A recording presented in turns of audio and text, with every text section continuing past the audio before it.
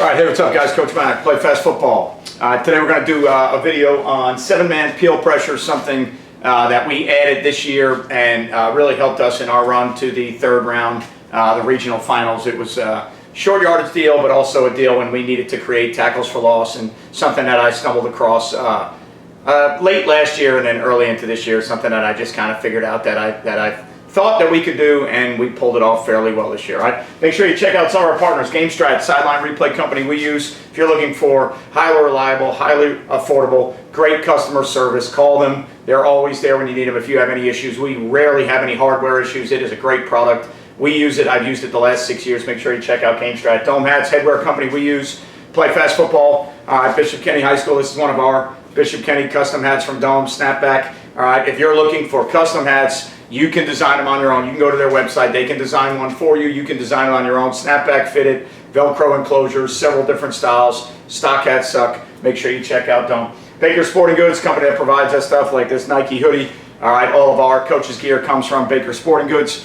Players' gear, we get fan stores and things that we can set up for the program. So all of our gear comes from Baker Sporting Goods, so make sure you check them out. Brandtek, company that made custom play fast sneakers for me. They do sublimation. They've got sports drinks. They've got disinfectants for locker rooms and weight rooms. They've got everything you need. And in one company, if you need to take your program to the next level, make sure you give Brandtek a shot. ModernFB, all right, which is a system that helps you on game night. It enhances your play calling. It's real-time analytics, right? No more waiting till halftime or waiting to the end of the game to go back and say, why didn't I realize that they were doing that, or why didn't I realize that I was calling too much of that? You get all those real-time analytics. You know right then and there what the offense is doing, what you're calling, the adjustments you need to make. Makes you a better play caller, enhances your staff productivity. Make sure you check out ModernFB. FlyRouteDrones, all right, the best teaching angle by far.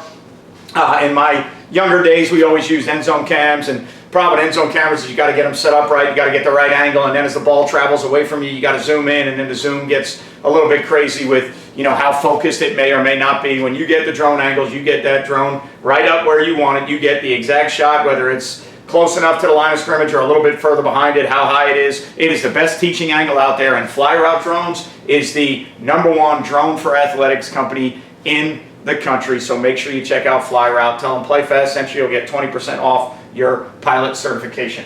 All right, and DifferenceUSA ultimate striking machine. Put them right in your weight room. Perfect for in-season, off-season development. If you want to strike violently, you've got to practice striking violently. So why not do it during the season, in your off-season? Set them up in your weight room and have your kids work on the technique of striking. All right, so 7-man peel pressures was kind of something I said. I stumbled across it late last year, early into this year, and to me, it was very similar to when I first started studying 6-man hot pressures or six-man zone pressures. It was kind of, you know, given or shown to me from a coach that was at Michigan State at the time, probably 8 to 10 years ago, when I was head coach at a school and they were recruiting one of our players, and they came in and asked him to talk about it. And one of the things that he said is they noticed that in their 5-man pressure deals, a lot of times their middle hole player wasn't making a ton of plays. The ball wasn't showing up in places where the middle hole guy could make plays. So when they came up with the 6-man hot stuff, it was a way of saying, hey, instead of using this guy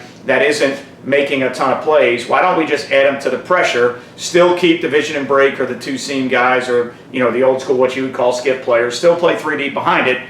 And it seems a little bit crazy to rush 6 and only drop 2 underneath guys. There's going to be too many voided out areas. But what they found out, it was better for them because of what they would see versus those pressures and where the ball would go.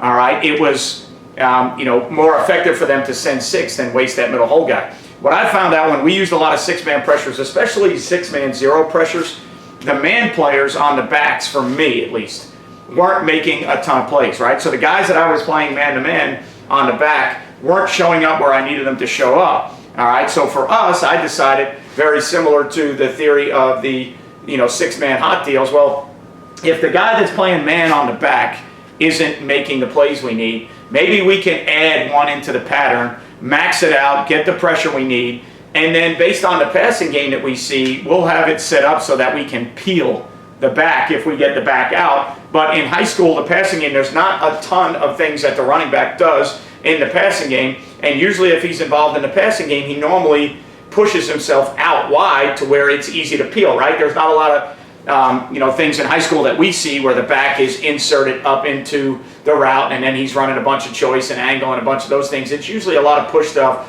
that you can easily handle. So I decided late last year and then into the spring and the summer of this year that I was going to put in some 7-man pressure deals with peel rules on the back to where we would play all the skills man-to-man, and we did it with kind of the Brian Flores house pressure mentality where we played our guys off at 8 yards and 2 yards inside with eyes on the quarterback, so that if they saw heavy pressure looks and they tried to get the ball out quick, we could rally to the ball. If the ball didn't come out, we then turned our eyes back to play man-to-man, knowing that we were sending 7, all right? Or even if the back released and we peeled him, we were still sending 6 on 5. So we were always trying to get an extra number, which means the ball should be coming out relatively quickly so you don't have to hold up as long on the back end, right? So for us, kind of the 2 ways we did it from our under stuff, all right? And we did it to where we spiked the 3 technique under.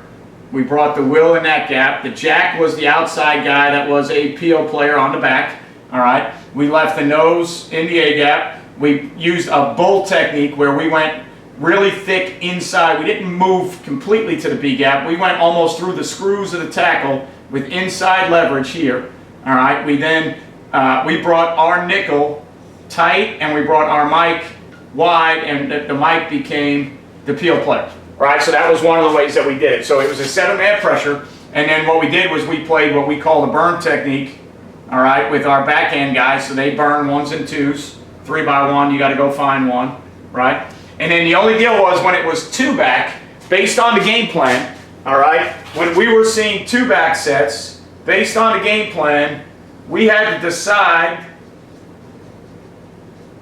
which back to peel, right?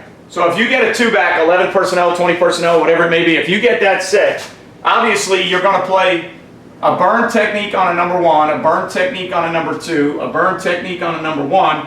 Now you've got to decide which guy do you want to peel, right? So in that game plan, it might be, all right, does the sniffer take me to the ball? So if I burn off the sniffer and he takes me to the ball, I can get an extra guy added to the ball. Is the sniffer never involved in passing concepts, so I don't have to worry about if we peel him, we know we're always going to get max rushers, so let's play man off of this one, all right? The only thing we had to do was we had to communicate, so let's just say for argument's sake, if this is, all right, back here, if this is number 5 and this is number 2, the guy that was playing the burn technique would have to tell our guys, hey, peel number 2.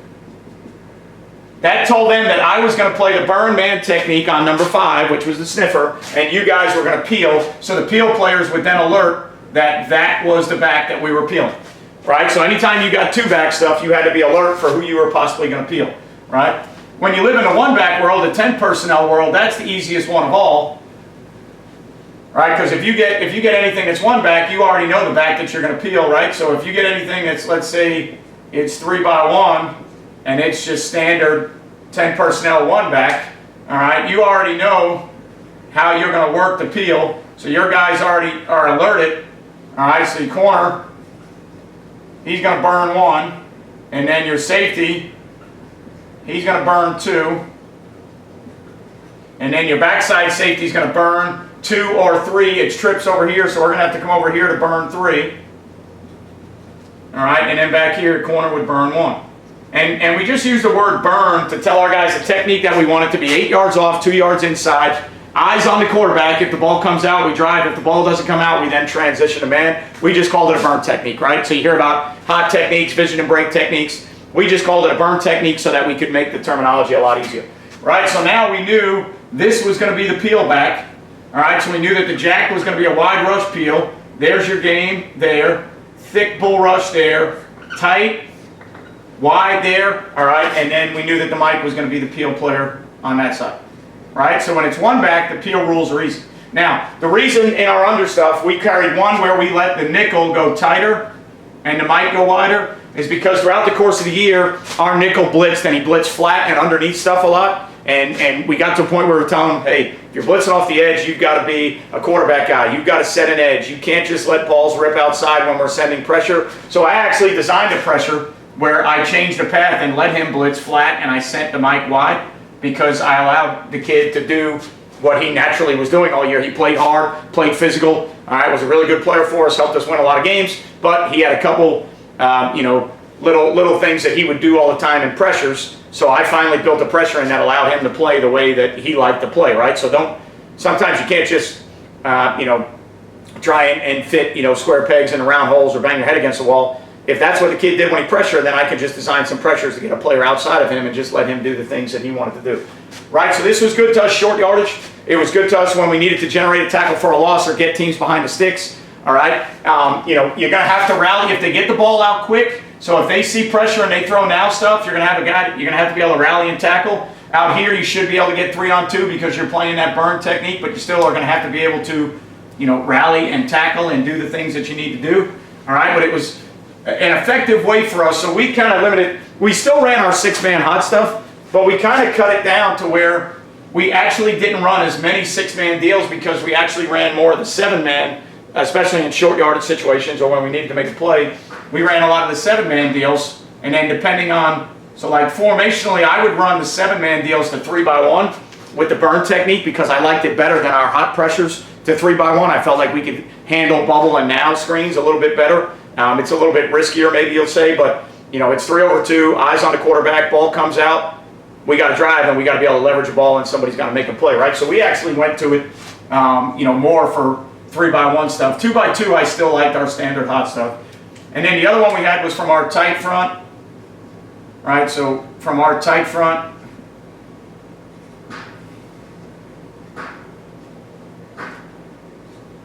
so again, we're showing, and the way we describe it to our kids is on the back end, all right, this is, you're showing like man demeanor, but you're playing with what we call vision and break eyes. So it's not true zone eyes because eventually you've got to go back and play man-to-man if the ball doesn't come out. But originally the burn technique means we're playing with man alignment, so it looks like 4 across, 0 coverage. So you think you're getting 0, right? But then if the ball comes out, if we're able to trade some things off, all right, depending on how early in the down it happens. So you're given that 0 coverage look, but you're playing with eyes on the quarterback to see whether or not the ball comes out. We call it red light, green light. If the quarterback messes at all, our eyes go back and we end up playing man-to-man. All right, if the quarterback shows and raises like it's a double play ball, he raises and the ball comes out, we're now all driving aggressively to the ball, right? So instead of just the man player driving, it's everybody driving to the ball. You got to watch, you got to make sure, you got to drill this over and over again. Ball's got to come out, you got to see it come out. You can't give the pump fakes. That's starting to catch up even in the NFL. The Vikings and the stuff that Brian Flores does, people are starting to find ways to max protect, double move them and do some things to get those guys to drive because of the technique they play. Right, so when we ran it from the tight stuff, we moved the nose to the strong A. We left the end in that inside hard pull technique. All right, we brought the mic through the inside part of the B gap. We brought the nickel off the edge. We left the anchor, and then the jack was the peel guy, and we brought the will in the A gap, right? So the nickel was the peel, and the jack was the peel, and then on the back end, you've got the same 4 burn guys, right? So the other thing that we did that made it a lot easier for our guys is every time we ran this pressure, it was Sam, Mike, Will, and Jack. So it was nickel, Mike, Will, and Jack, and it was always the corners and the safety, so we never had to change the coverage rotations. They knew that they were burn 1, burn 2. We knew who the peel guys were. This was one to us last year that was really good in our 6-man stuff. Moving the nose and bringing the backer in the A-gap was one of our most effective ways to generate tackles for losses, and actually stole that pressure from one of the Georgia Kirby Smart deals that I watched last year. It was one of the better ones from them on first down that they used. So they used it from a eyes principle, what I would call hot coverage, vision and break. Kirby calls it eyes coverage. It's their 6-man pressure, 2 underneath, 3 deep. So we just took it and added a layer to it. And then the thing is, like the technique of the end, playing that hard inside shoulder bull technique, trying to get really thick on the tackle because we're trying to open this up for the mic and the nickel there, right? So we're trying to get it gapped out, but because we're sending 7, especially the 1 back, there's 6 gaps, we're sending 7. Somebody's got to be the really thick guy, and then we also tried to get thick there so that if the nickel had to peel, the only thing that can get you on these deals is if they push the back and you peel and then they get outside to contain because you've got another player inside that's not ready to contain. pre-snap, you can build some communication into where if the back pushes and you peel, the jack could make a call. He can make an out call to the anchor. So if he got pushed pre-snap, so if this back motioned and pushed in pre-snap, all right, or at any time he pushes, you can make an out call telling the anchor that he's got to then ricochet to become the contained player. But we didn't get hurt by it this year. Those are just things in my mind that could possibly hurt you. All right, so we're adding a guy, when we run the 7-man peel stuff, we're adding a guy to the pressure. We're gapped out, and we're actually max gapped out because we've got an extra body in there. All right, we've got guys covered with man integrity so that if the ball comes out quick, we've got man integrity, man demeanor, all right, vision and break eyes. So if the ball comes out, bubbles, nows, whatever, if it comes out, we're driving because we're expecting it to come out. All right, so we feel really good against the run, really good against the pass. You cannot max protect this blitz because if it's one back, all right, you've got 6 to protect and we're sending 7. So the ball has to come out, right? So it was an aggressive way for us to not waste a coverage player. We were better off sending a player than we were playing coverage. Some of our safeties, we zone blitz so often that we don't spend enough time man pressuring. So some of our run fits when we man pressure, I know they should be simple and people say, hey, just play football, right? You're playing man on the back went there. But where those things are gapped out and where the cutback is and how fast you run, quarterback runs drive us absolutely nuts when we play zero. So I came up with a way to add, we had already run some 6-man peel stuff that I got 10 years ago from one of my college buddies to where they were running 6-man pressures, man free with a post player, but they were peeling the back so that they can gain the post player, right? So it's just a way that you can take aggressive blitz looks, all right, and kind of tone them down to where they're as aggressive, but they're not max aggression, right? They're not zero max aggression. You're still playing, in theory, some man-type deals on the outside, right? But now you're going to get home. You're sending 7. You could get 7-man protections, all right? What you have to do, same thing. If you get 7-man max protections, whoever is playing the burn technique on one of those backs has to add himself, green dog, whatever you want to call it,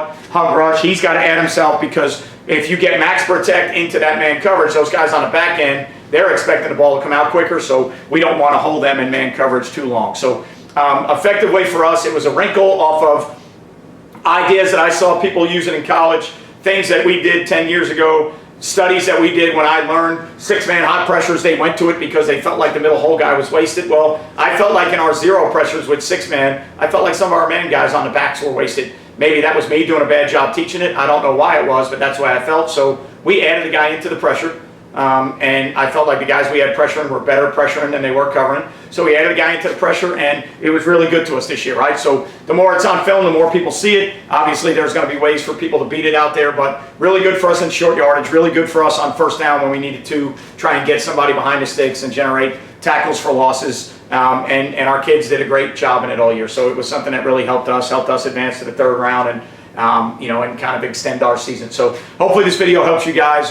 If you got any questions, as always, you can leave it in the comments. Remember, hit that subscribe button, thumbs up, all right, if you like the video, thumbs down. If you don't like the video, it's your opinion. I'm just glad that you watched it and you are here. As always, check out all of our sponsors. Make sure you take care of those people because they take care of us. Appreciate everything you do for me and Play Fast. If you have any questions, leave it in the comment. If you want a video done that you would like to have done, leave it in the comments and I will try and do that video if I can. Hope the offseason is going well. If you're still playing, good luck to you. I hope the holidays have been treating you well. Remember, you won't play well until you play fast, and I'll see all of you next time.